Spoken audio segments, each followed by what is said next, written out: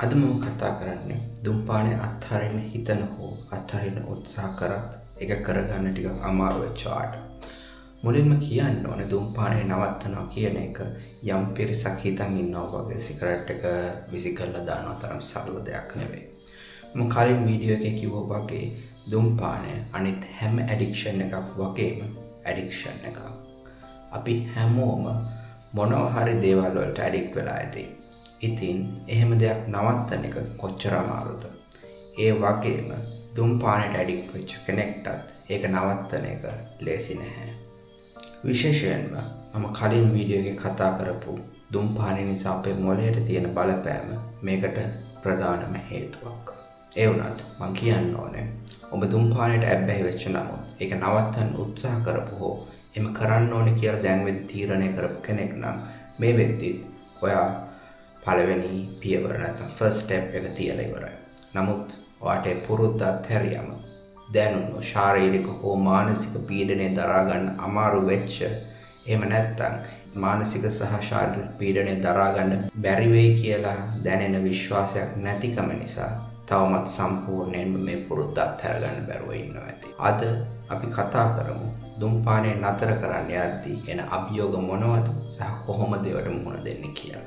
මුලින්ම කියන්න ඕනේ දුම්පානය නතර කරන එක ඔයාට ඔයාගේ සෞඛ්‍ය ගැන හිතලා ගන්න පුළුවන් හොඳම තීරණයක්.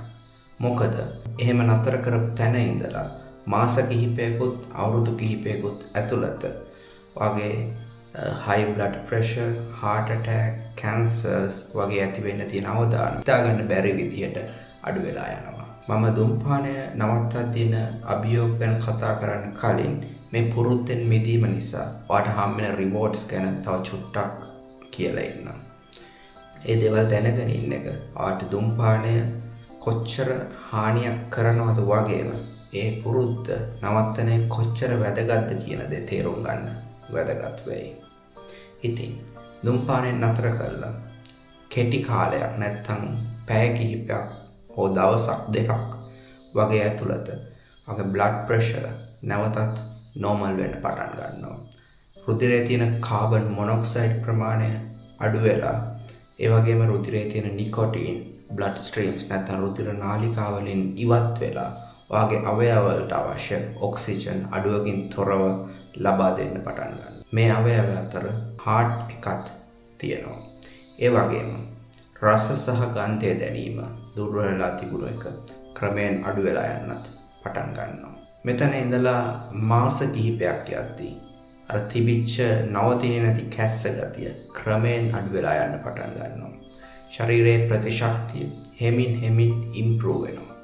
ඒ වගේම පෙනහළු ක්‍රමිකව පිරිසිදු වෙමින් එකතු වෙලා තිබුණ සෙම සහ දැලි ඉවත් කරලා හුස්ම ගන්න තිබුණ බාධාව ටිකෙන් ටික අඩු කරනවා. සාමාන්‍ය හෙල්දි කෙනෙක්ගේ තත්වයට කාලයත් එක්ක වගේ පෙනහළු ඉම්ප්‍රූව් වෙන්න පටන් ගන්නවා. මේ විදිහට ශරීරයේ රුධිර ගමනාගමනය සහ ශ්වසන ක්‍රියාවලිය යථා තත්ත්වයට පත් වෙන නිසා වසර කිහිපයක් යද්දී heart attack එකක් එන්න තිබුණ රිස්ක් එකට සීක්‍රයෙන් අඩු වෙලා යනවා. ඒ වගේම cancers ඇති වෙන්න තිබුණ අවදානමත් ගොඩාක් අඩු වෙනවා. මේ මම කිව්වා දුම්පානය නතර කරලා ඒ පුරුද්ද කාලයක් පවත්වාගෙන ගියොත් ඔයාට තියෙන වටිනාම ධනය වෙන සෞඛ්‍ය කොච්චර ඉම්ප්‍රූව් වෙනවද කියන එක. හැබැයි මම මුලදී කිව්වා වගේ මේ පුරුද්ද අත්හරින එක හිතන තරම් ලේසි නෑ.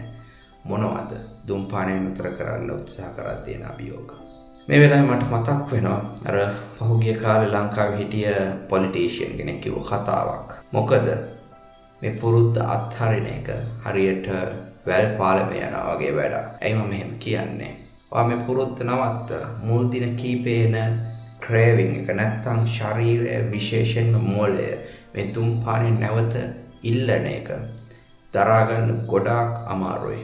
මේ නිසා තමයි හුඟක් දෙනා දුම්පානය නවත්වන්න උත්සාහ කරත් නැවතේ පුරුද්දට රිලැප්ස් වෙන්නේ. නමුත් ඔබ හිතන්න ඕනේ දෙයක් තමයි ඕනෙම ඇචීව්මන්ට් එකක් නැත්නම් ඕනෙම ජයග්‍රහණයක් වගේ දුම්පානය නතර කරන එක ඇචීව් කරගන්නත් යම් කැපකිරීමක් වඩ කරන්න වෙනවා කියන එක. ඔබට දැනෙන්න පටන් ගන්න පීඩාකාරී හැඟීම, මානසික ඒකාග්‍රතාවය නැති බව, අධික කේන්තිය වගේ හැම ෆීලින් එකක් එන්නේ මේ ධූම්පානයෙන් ඉවත් වීමට ශරීරය උත්සාහ කරන නිසා.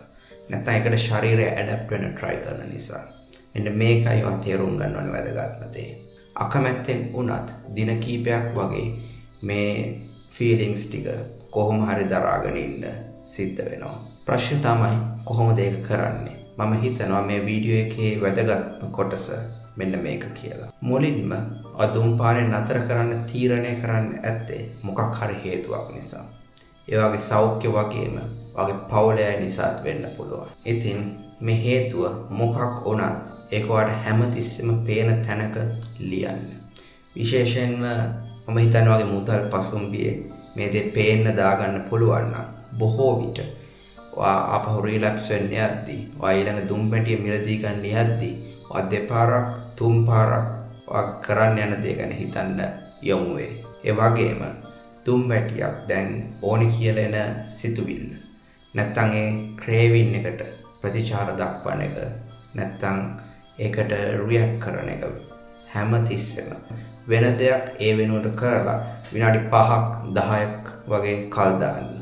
සමහර විට දවල් කෑම කාලා නැත්නම් හවස කෝපි එක බීලා සිගරට් එකක් බොන්න පුරුදු වෙලා හිටියා වෙන්න පුළුවන්. මෙන්න මේ පුරුදු වෙනුවට සෞඛ්‍යවත් පුරුදු වෙන වතුර එකක් බොන එක, පළතුරු ගෙඩියක් කන එක, පොඩක් ඇවිදින්න යන එක වගේ අලුත් පුරුදු වලට ඇබ්බැහි වෙන්න පටන් ගන්න. මේ හැම දෙයක්ම කරත් දවසක් එන්න පුළුවන් අපවත්තන් ආව රුටීන් එකෙන් පිට පැනලා දුම්වැටියක් බොන. ඒ වෙලාවට ඔබටම කාරුණික වෙන්න. ඔබ ක්‍රිටිසයිස් කරන එක නැත්තම් පරාජිතයෙක් විදිහට ආව හංවඩු ගහන එක.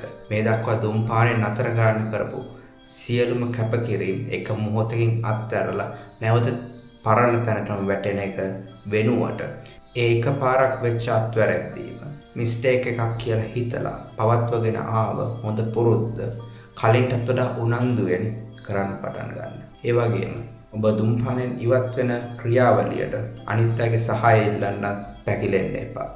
ඒ ඔබේ පවුලේ අය වෙන්න පුළුවන්, වෛද්‍යවරයෙක් වෙන්නත් පුළුවන්. මෙතෙන්දී තව එක වැදගත්ම දෙයක් තියෙනවා. සමහර විට ඔයා කලන මිතුරෝ නැත්නම් බෙස්ට් ෆ්‍රෙන්ඩ්ස්ලා කියලා හිතන් ඉන්න සමහර අය මේ ධූම්පානයෙන් ඉවත් වෙන ඔයාගේ ජර්නි එකේදී ඔයාට යාලව අත්හරින්න වෙන්න පුළුවන්. ඒ තීරණ ගන්න පැකිලෙන්න එපා කියන දේ තමයි මට ඔබගෙන් ඉල්ලන්න තියෙන්නේ. අවසානයේ මේ ජර්නි එකේ ඔයාගේ achievements නැත්තම් ජයග්‍රහණ සෙලිබ්‍රේට් කරන්න අමතක කරන්න එපා.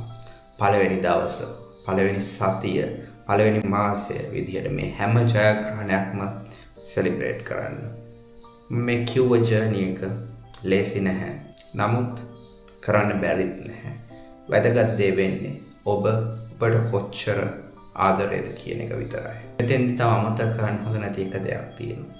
ඔයා ගන්න හැම හොඳ තීරණයකටම ඔයාට උදව් කරන්න ඔයාගේ ශරීරයත් ලෑස්ති.